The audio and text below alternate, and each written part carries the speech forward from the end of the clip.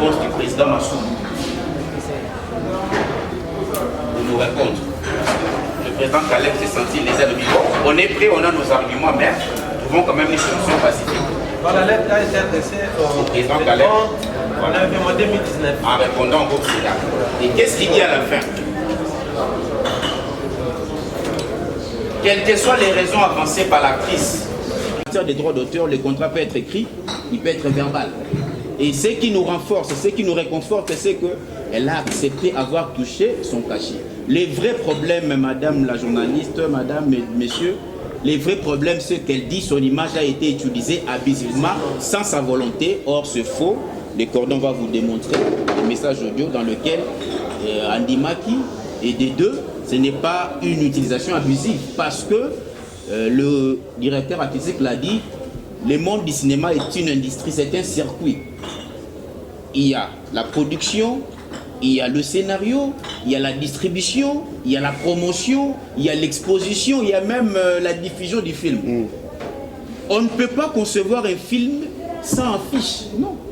Lui, il a joué, il vous a montré les affiches. Son contrat se limite entre Yéna et l'initiateur à film. Les différents sponsors, vous voyez à la fin d'un film, même dans Hollywood, à la fin, il y a toute une liste qui passe. Il y a eu des scénaristes, des effets spéciaux, il y a eu des distributeurs. C'est un peu ça. C'est comme même dans le monde d'Abba, le monde Canal Plus à son final, il y a Ligue des Champions. Ça ne concerne pas Messi. Messi est payé par Barcelone. Canal Plus à son bidon. Ce sont des choses mineures qui existent, qui sont réglementées. Nous sommes conscients, il y a une décision qui a été prise. Nous sommes un état de droit, un état dans lequel la loi existe et les droits sont respectés. Voilà pourquoi dans leur bâtiment appel, ça là recours. On n'est pas contre la décision du juge, on se soumet. Mais le juge peut se tromper. Le juge peut commettre des erreurs. Voilà pourquoi nous sommes prêts à aller en appel. Parce que dans le niveau appel, tout redevient zéro. Et nous sommes prêts à aller même jusqu'en cassation, même jusqu'en révision, même au niveau des juridictions internationales. Parce qu'à part la loi congolaise, il y a des instruments internationaux qui protègent les droits d'auteur. Donc je rappelle qu'en matière de droits d'auteur, l'auteur principal demeure le président Caleb et les autres n'ont que des droits voisins. Nous allons aller en appel, que la fille vienne nous montrer quand est-ce qu'on a volé les images, parce que nous avons suffisamment de preuves. Voilà, madame la journaliste, monsieur le journaliste, la précision par rapport à cela.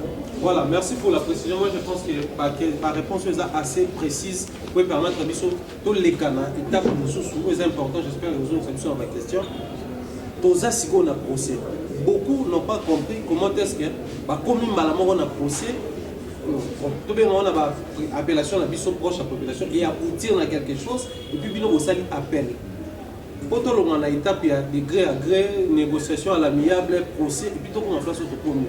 Ni n'y a empêché parce que selon version, il y a une ligne pour éclairer l'opinion. Selon version, il y a pour réussir pour l'examen à l'amiable. Il y a qui est à l'amiable, bino pour fonder na NDPC, bino. On a comme l'impression, bino ne montre pas bandi mabe pour que toque. Alors, tout ce qui est au niveau de contrat, tout ce qui est dans marambo, tout ce qui faire avancer biso pour tout au niveau de tout ça. Par rapport, il y a le fait que Alinga qui est à l'amiable. Ngai asitaki kombo na nga obike asombelanga mai bon ngai tant tosisi film wana quelques jours après président Gendai Poto. Donc ça valide version avec le président Gendai Poto. Pas le même jour. Na otiko loba que président d'un résident na Poto. Awa ya musala. C'est-à-dire azana droit ya rozonga Poto quand il veut. Très bien. Akendaki poto naye normal parce que le film est fini. Ngana zali, c'est-à-dire ceux qui likambo zali ou bien mbongo refuta. Ngana zali bandeko bazali oyo bureau ezali oyo ko régler situation on a même à prier. Voilà les problèmes té. Ngai nakendaki Matadi parce que toza pe na groupe Sinar na Matadi. Quand le président voyageait, quand aussi si film le temps ils ont la montage. Matadi pour réglementer la situation qu'on a. Le président m'appelle pour me dire que la sœur est malade. La sœur est malade, il fallait prier pour elle. Mais je le suis. Est-ce que pour prier pour elle, il faut Matadi. Donc de là-bas, je ne peux pas prier. J'ai prié. Tu sens quand elle parle, elle dit intercesseur na zélati donc vous sentez vraiment que doit minimiser donc. Mais j'avais prié pour elle. Peut-être que vivant, ils ont peut-être pour la prière. Mais bon, elle minimise, c'est pas grave. Tant qu'on a na zongi kin, je l'ai appelé. Na précisé le mot. Na une sœur, en dehors il y a plateau, ça veut dire en dehors il y a tournage. To kutanate na vie. Ngana ye to yebani na film na plateau. Na mona na TV, yeba mona na TV. Mais kokuta na ngana ye za na ba tournage. Je précise, je l'ai jamais vu, elle m'a jamais vu en dehors il y a plateau. Mais il faut rappeler aussi que vous êtes arrivé à annoncer le film tout à l'heure. Oui, ça veut dire qu'en dehors il y a plateau, ça veut dire en dehors à scène. Quand je suis venu sur scène pour annoncer son film. En dehors du travail, je prends comme ça, pour le plateau peut-être, en dehors du travail, il y a cinéma, mais quand je suis rentré, je l'ai appelé Nga.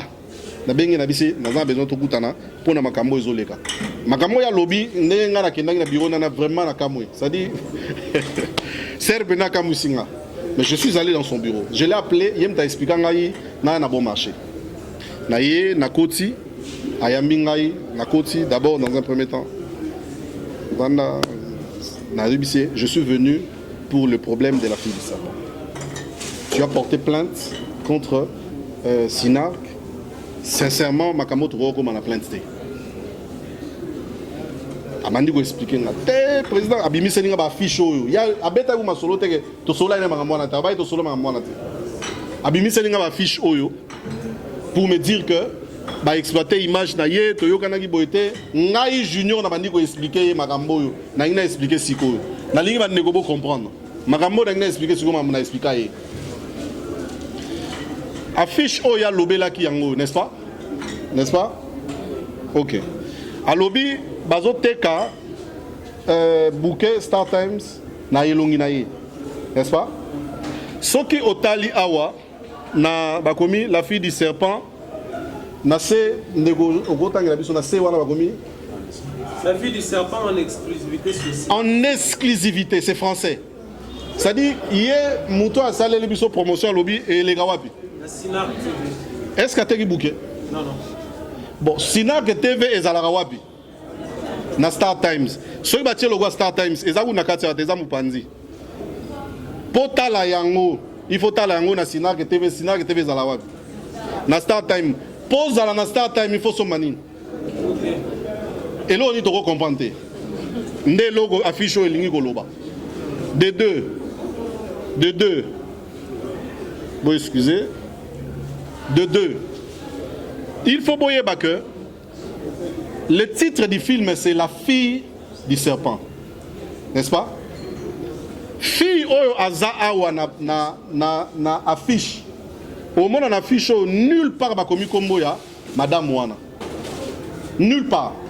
Même na oya la kisaki yango ya ba koma kombo na été. D'accord? Il n'y a pas son nom sur cette affiche. Cette fille, c'est la fille du serpent en fait. C'est le personnage, ce n'est pas la personne. Vous comprenez?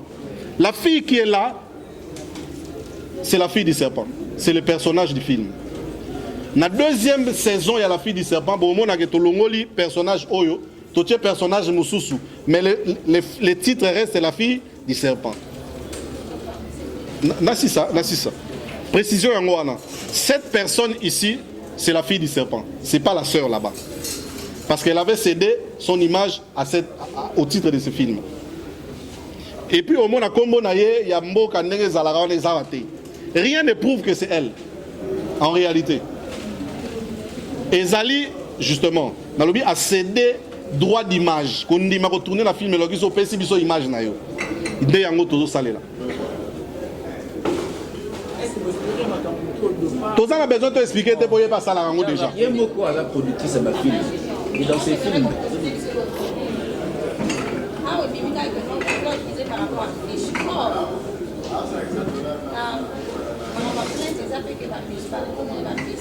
Ça, ce sont des blagues. Ça, ce sont.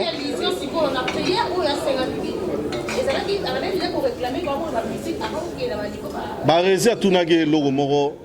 il y a atuna ke loko moko mais na ebi ka seka ki mais atuna ke loko mobi na on mona ba mystique après ba temps on mona mystique mais autour de na nyokat ya mbali bosote tu es une actrice na ngana ngaka ça il bon justement ça dit nga en tant que Moussala Nzambe je peux pas refuser de faire une prière pour quelqu'un. Ça c'est mon travail de tous les jours. En tant qu'un enfant de Dieu, un serviteur de Dieu, on n'a pas aussi les prières de si elle en a besoin. Ça c'est vraiment rien. Mais Golobage, pour la tournée film on a mystique et tout ça, sincèrement. Yem tout a gagné la nyoka aussi vraiment. Bon nyoka vraiment ça ce sont des blagues. Barézia yebi, a gagné la nyoka Lobagang. Il faut passer. Ça, ce sont des petites histoires. Totouna va filmer, totouna va filmer la guerre, totouna va filmer la danger, la cimetière, donc il y a rien. Vous comprenez? C'est essentiel. Je crois que par rapport à l'affiche, Bombaya, par rapport à l'affiche, je crois que vous avez compris ce que je dis. Alors, film est exclusivité à Sinark TV et non à Star Times. C'est clair. Et ça, il y a Star Times T. Et ça, il y a Sinark TV. Il y a une précision.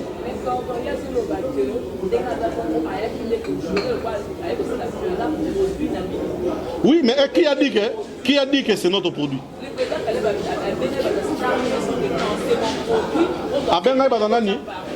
Il y a une information là-bas. Manager n'a pas de il y a lobby que Aza produit na biso. Nan yangwa yebisiye muta start time ni yangwa yebisiye que biso il y a le bagarre s'il vous plaît.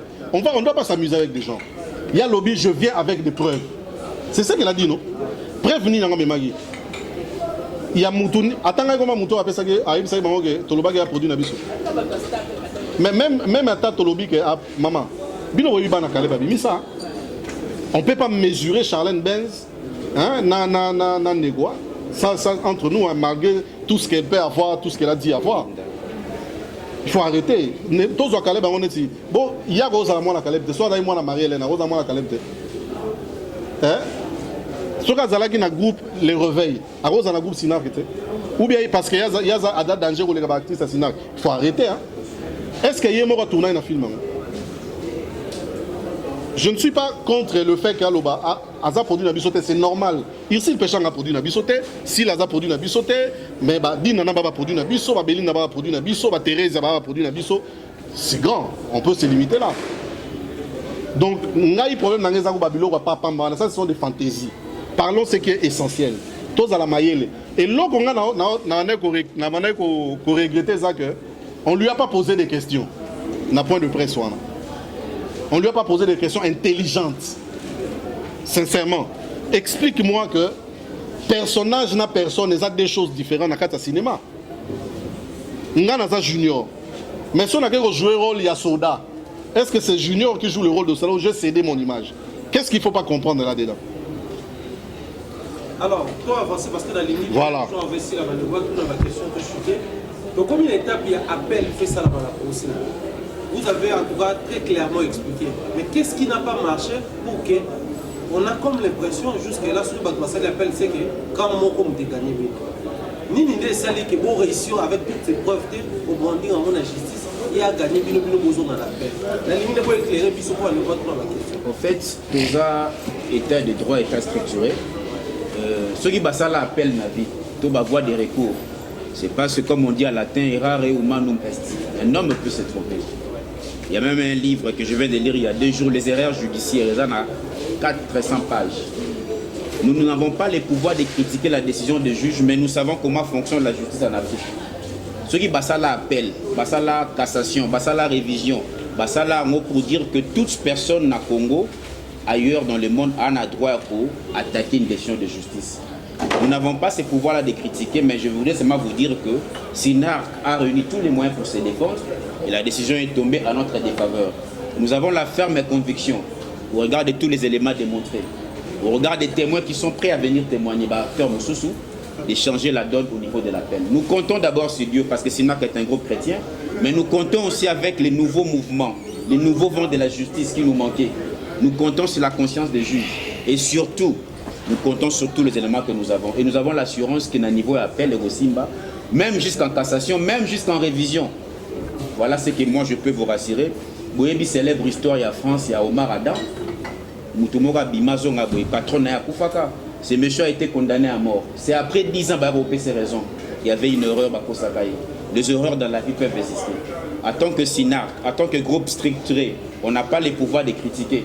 Mais nous avons fait notre recours et nous mobilisons les moyens ensemble avec StyTime qui est notre sponsor pour changer la donne, pas en critiquant, mais en apportant des preuves de te démontrer à moi. Voilà ce que je peux dire en tant que technicien à groupe amateur et à administration. Pardon, tu pouvez dire que il y a le bagage à accuser Caleb T.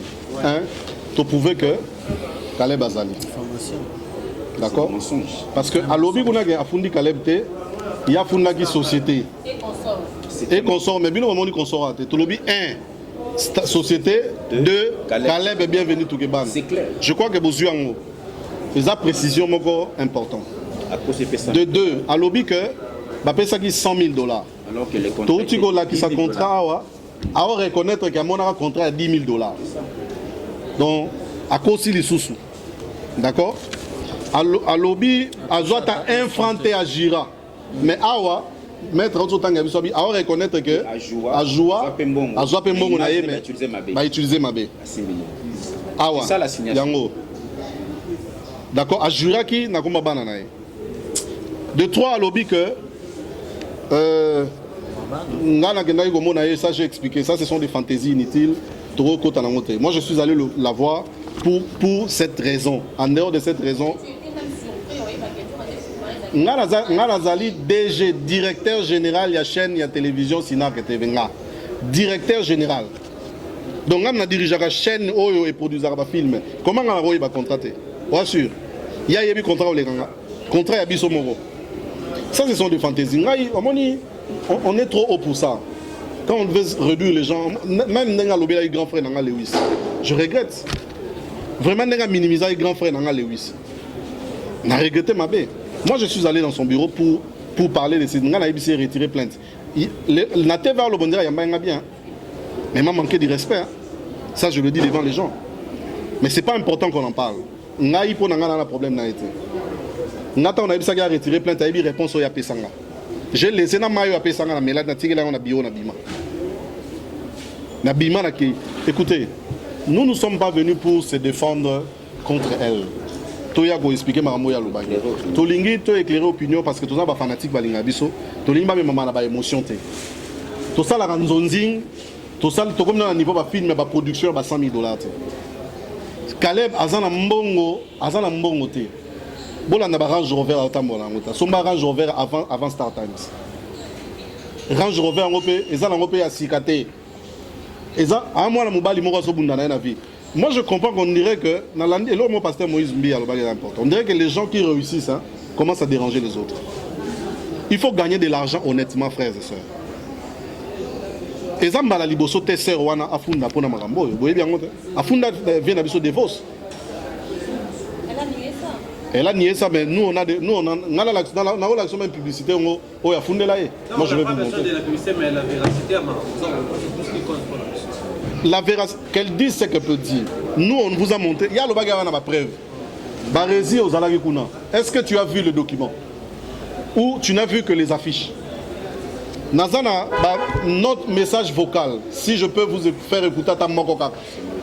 Hein? C'est encore mieux on a micro qu'on a. Oui. Oui. Oyo azolo bana président que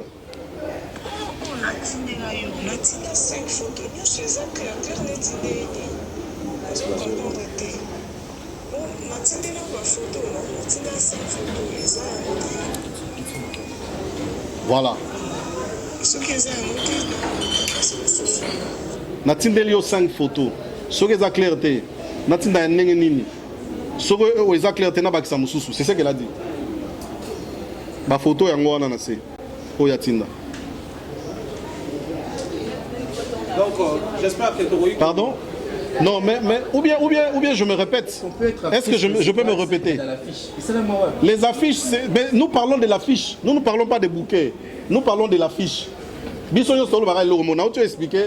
Et là il y a le bouquet, nena tu expliquer bino. Donc toutes les démarches que je fais là, c'est pour expliquer la différence entre bouquet na ya zolo ba que la bouquet ka bouquet te bazo présenter film oyo kotala malakata Star Times nakata chaîne oyo za nakata Star Times. Donc ce sont des précisions importantes. Est-ce que yo goza na sponsor na émission na yo mais o tie logo na été o invité mon mbaya ou bien Barési obi bon donc ça les affiche mo na zo ya Barési. Émission présentée par tel sponsor. Alors, tu sais, logo, tu veux commander quand même. Elle a envoyé des images pourquoi? Sinon, en fait, il y a malhonnêteté. Il y a malhonnêteté. Ne voilà la question. Claire, il y a groupe Sinac. C'est ça qui est la version déjà de la mission à moi. Alors, la minute où commis opposition à parole, n'a pas compte. Mais bien sûr, tu as besoin de précision. Oui. Mais le retour dans la question, il y a très la version autosuite, contrairement à la quoi il y a que c'est qui sont. Oui, pour ça, la question, réponse non par personne, tout doit avancer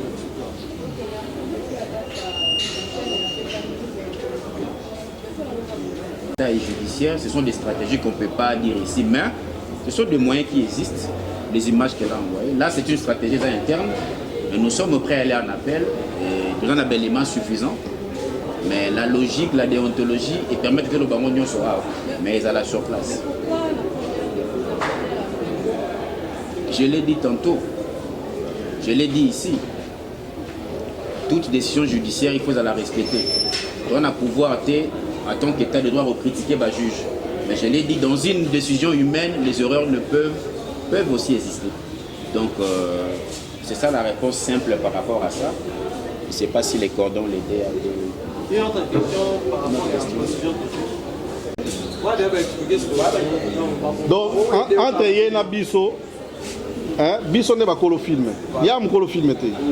Bisso n'est décidé quelle affiche est dans la principale. Ça, c'est une précision, n'est-ce pas? C'est nous, Bisso n'est pas le film. Je me répète vite fait, s'il vous plaît, permettez. C'est un même film avec des affiches. Le même film, mais avec 5 affiches. La PSM aura 2. C'est-à-dire, oh, ils ont Bissonioso, oh, ils ont un avant-plan, Moussou sont acteurs principaux. Donc, ça arrive. Oh, ils ont même chose. Ils ont filmé Bissou acteurs principaux, après, ils ont une affiche. C'est comme ça que ça. Ils ont promotion. Promotion, ils ont un autre affiche. Les affiches, c'est pour la promotion. Ça ne se vend pas. Utiliser image abusivement. Ça, c'est l'assignation à Fundaka. À Fundaka, Bisso pour un bon côté. Puis à Fundaka, il y a le but que au mois d'avril, elle fut alertée de l'année en cours par des appels téléphoniques à Kinshasa et d'ailleurs, notamment en Europe, par des personnes proches qui l'interpellent de faire désormais partie du monde magico-mystique pour avoir vu son image postée côte à côte avec un gros serpent venimeux. Donc pour elle, le fait d'avoir mis sa photo près d'un serpent, il a tout commissié. Le monde mystique, ma famille m'a bien salir l'image. Sa principale plainte, c'est ça. Mon image qui est utilisée abusivement. Donc c'est même pas l'argent. C'est même pas l'argent. Et puis à 5, 3 millions. Au moins, nous, on fait confiance à la justice congolaise.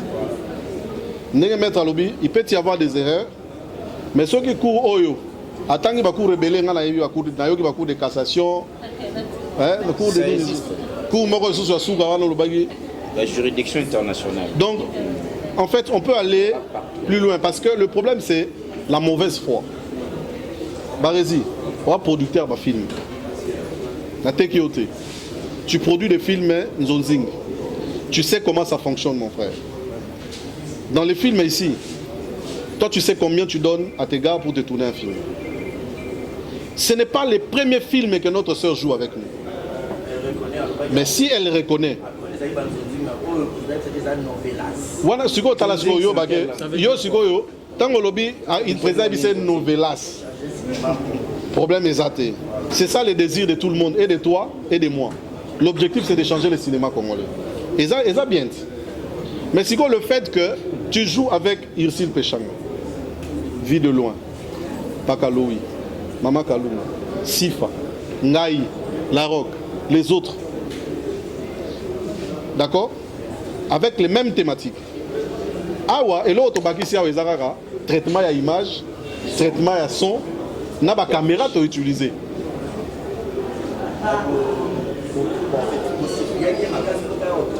Problème est Acteur Nyonso, d'abord, et ce sont des choses qu'on ne peut pas parler. Vas-y.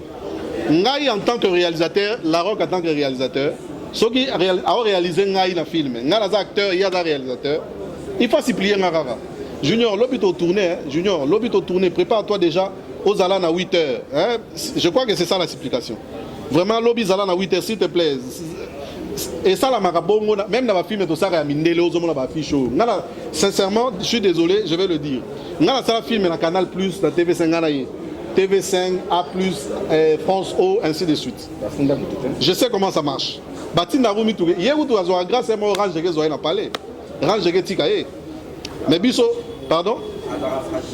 Azalara fragile. Il y a un moment qui bâtit la mon car et qui Tikaye. Et puis une précision, peut éclairer opinion. On n'a pas fait cette émission, s'il vous plaît. Tu dois éclairer vraiment opinion. Tout ça, l'émission, on a un double objectif. Le premier, c'est d'éclairer la population congolaise. Parce que le président Caleb Sali, je vis dans certains médias, il a escroqué Moutou. Il n'y a rien d'escroquer. C'est une affaire civile. Escroquer une affaire pénale. Ça, c'est la première précision. Nous sommes venus parler au nom des Sénats pour éclairer qu'il y a eu un contrat qui a été bel et bien signé. Aujourd'hui, la dame réclame par rapport à l'image, on en viendra.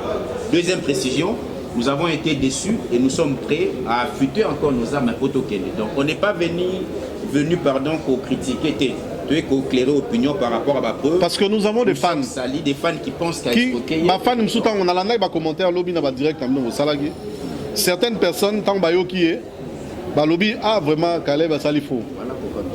C'est normal pour Bayoka qui est. Mais maintenant, Barési, toi tu étais là. Alors, il y a ma preuve. Moi, je n'ai pas vu un papier comme ça. Hein. Mais moi, je t'amène de preuves. Comment Moutou, Namaël et Nabiso, journaliste, Moutou a dit que Biso to funda qui Star Times. Mais Star Times, n'est Moutou à côté ici, Caleb. Est-ce que c'est ça normal? Est-ce que vraiment, même. On ne peut pas quand même nous massacrer comme ça, on est des intellectuels. Non, là, mais Star Times, ça a bien Caleb na plainte naïe. Voilà. L'action a commencé le 4 octobre de Madame Tel contre Star Times et ça 1 à 2. Elle rapproche Star Times d'avoir affiché son image et elle rapproche Caleb d'avoir permis de diffuser l'image naïe. Mais elle reconnaît avoir touché son argent, avoir joué, avoir été actrice principale. Donc elle a accusé Caleb. Pourquoi? C'est du mensonge. Et là, on sali aux Owangana. Mais là, on comprend. Ok, on va gagner. Donc, c'est la on est des sages, parce que vous foutiez un bon, on a porté. Bon, il faut tous les Calamaniens. Voilà.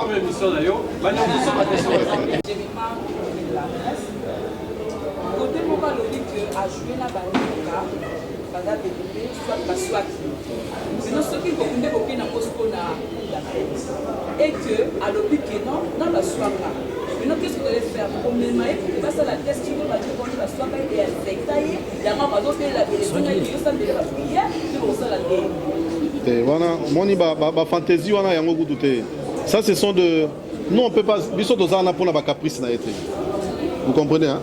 Nous, on n'est vraiment pas là pour la caprice, la esthétique. Azana droit ya koloba ou ya koloba. Na uti koloba, nazana ba photo. O ngape na tindela ye, nazana ngo. O nyoka paza, o mona bakanga ni na mnodo. Ago so biso mo peto simba gedo. Wana zaba. En tout cas, excusez-moi, je ne suis pas là pour ces caprices. Té, wana ya on a bisot. Wana zaba esthétique à buzoba. Nous, on peut pas entrer dans ça.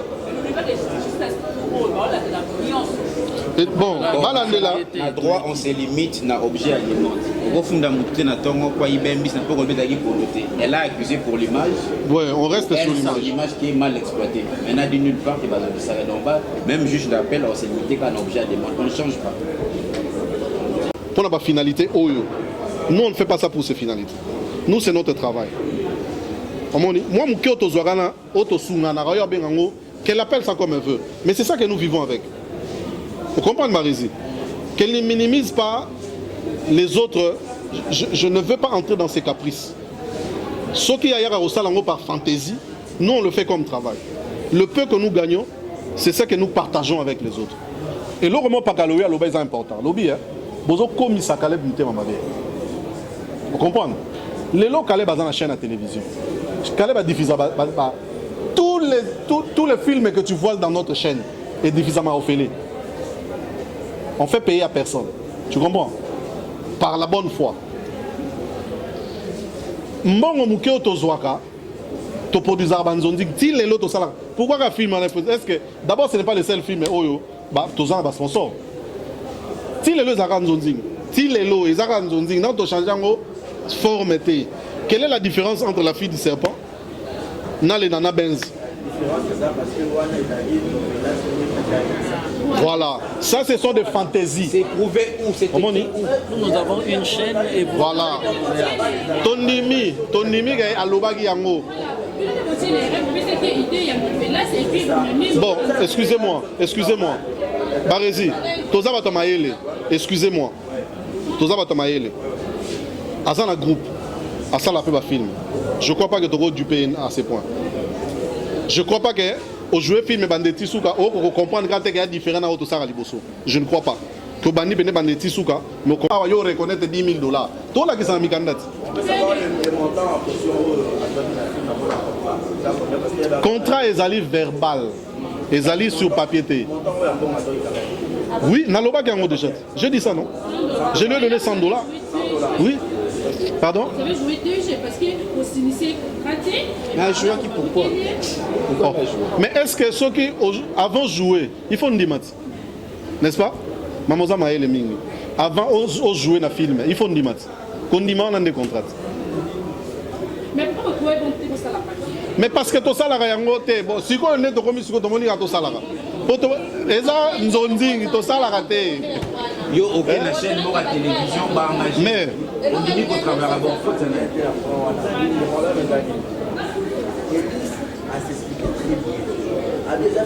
elle ne nous a pas accusé de l'avoir pas payé. Elle nous a pas accusé parce que tout ça ici est novelas. Elle nous a accusé parce qu'on a utilisé l'affiche. C'est celle-là où nous sommes. Non. Mais maman, tout le bandé vraiment. Quand on a la photo. Voilà. On n'est pas venu contre elle, on est venu éclaircir seulement. Non. Mais puis sur le lobby, il y a un zone. Donc, on est aujourd'hui sur alors, on a chuté, on fait sa bino, ouais, on fait sa adresse na bino, na ba fanatique de l'union sur bazar hotel. Pour 2 raisons. Première raison, c'est là qu'on a trop éclairé d'abord l'opinion, mais ça. aussi il y a des spéculations. Bazar hotel, on a fait sur hotel biso, bazar d'accord na biso. Beaucoup de gens interprètent que Caleb a antécédent et des cas qui belé, les bateaux ont utilisé bateau bazar approcher pour ternir davantage tout bas quoi y sailler. Ça c'est le premier point, mais aussi on a beau répondre aux opinions, on a bateau bazar au lobaki non. Dysfonctionnement l'équipe il y a moins d'économie pour coûter pino. Donc en premier lieu, pour éclairer l'opinion suite à ces résumés, puis en deuxième lieu, pour que ça m'adresse spécialement à la pratique. Bon, mon frère, les droits naïe à Kenegofunda. On ne peut pas lui refuser ça. Mais na musala auto salaka. Ezali eza musala moko eza pratiquement bénévolant. Eza pratiquement bénévolant. Na musala auto salaka na muke auto zozwa tozo sungana. Muke ndegwazui to partager to sali film. Biso on n'a pas intérêt ya ko escroquer ndeko oyo to sala kana musala déjà. Ça fait 20 ans que Sinark existe. Nous n'avons jamais eu de problème avec quiconque dans ma dossier à tournage. Ça fait plusieurs années que nous sommes dans les Nzonzing. Nous n'avons jamais eu un problème avec un seul acteur sur ce point-là. Et sa question peut-être il y a Koyeba. Circuit à Makambo, on est expliqué circuit, il y a production à film. Ce qu'on y habite, il faut pas expliquer. Merci. Deuxième des choses, il faut tout la honnête, même pour de petites choses. Si on veut gagner de l'argent, il faut gagner mbongo honnêtement. $200 000 à Rosango, wapi. 3 millions de dollars à Rosango, wapi. Les annetis, on y a musala naïe. Quand on a musala Caleb, il a dit que Sinark Angola, Sinark Brazza, Sinark Afrique du Sud, Sinark Paris, Sinark Matadi et Koufi. sans compter Sinar et Kinshasa. Tant que au fundi, moi sponsor a aider biso pour tous vraiment moyen que ce produit yo ke ko attaquer ngo. Et ça tu me l'appelle biso musala. Mon cher, non to banda makamba cinéma, je ne pense pas que Ndego Nabiso a signé un contrat à $5 000. Na kengo likolo trop, il y a $300. Non, na ebi film ni na joué à $300. Ce n'est pas pour minimiser Moussala Naye, mais c'est la réalité du cinéma congolais. Tous en a intérêt, Kaleba a intérêt à que nous du payer pour une image au yémo quand dimi kopé sa biso. To prouver bino à suffisance.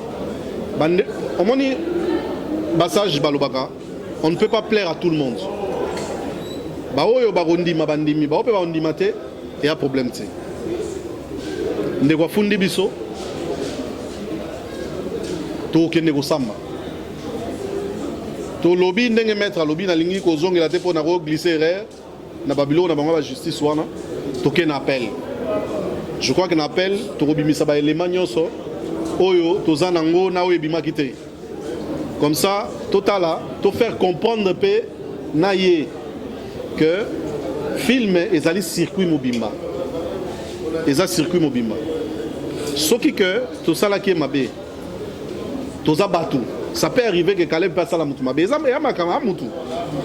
Aza saint tomate, aza moutou, aza ba erreur, aza ba faiblesse. Mais eza ba procédure rebelle oyo to ko sala pour na ko régler ba problème na biso. Yango to kenaki na NTPC. Soki to lese batu ndenge to lobia wa balimbisa biso. Soki to yaki awa yaki te poto sala confrontation na ye. Mais to ye parce que to za ba fan pe. Ba papa ba maman ba tala rabiso. Ba za a besoin ba ba vérité sur le fait et puis évolution ya makambo. Yango to s'expliquer. Voilà. Deuxième des choses ezaki nini? Spéculation que biso voilà. Oyebi les groupes SINAC c'est parmi les groupes où ils ont milité pour que le cinéma soit moins en vol. Les autres tous à la fière, le groupe à théâtre et la chaîne Nango, il y a pardon, ils ont milité. Voilà. Ils ont milité, ça veut dire ils ont bunda pour que le cinéma congolais soit en vol. Ça veut dire que tout le monde n'a pas bassesse, tout le monde. Je ne voudrais pas que tous les termes novelas soient papaya, tout le monde lanzonzing na biso. C'est comme tuer la rumba pour te faire comme mususu. Moi je pense que ce qui est cinéma congolais etikala nzonzing. Même à comme en plein nini. Tu garder le monde nzonzing et au sein la biso a l'identité propre na biso. Que tu utiliser par exemple novelas. Je ne voudrais pas. Et ça chaîne à télévision. Logo la Sinac TV. Ceux qui peut-être le bon, tout là tu sais cinéma congolais Sinac TV quand même ça va. Parce que novelas c'est la chaîne. Donc restons vraiment tous la famille. Le cinéma congolais, le théâtre congolais, tous la différence. Tous soit naka, mais tous la famille. On peut régler cette histoire entre nous. Même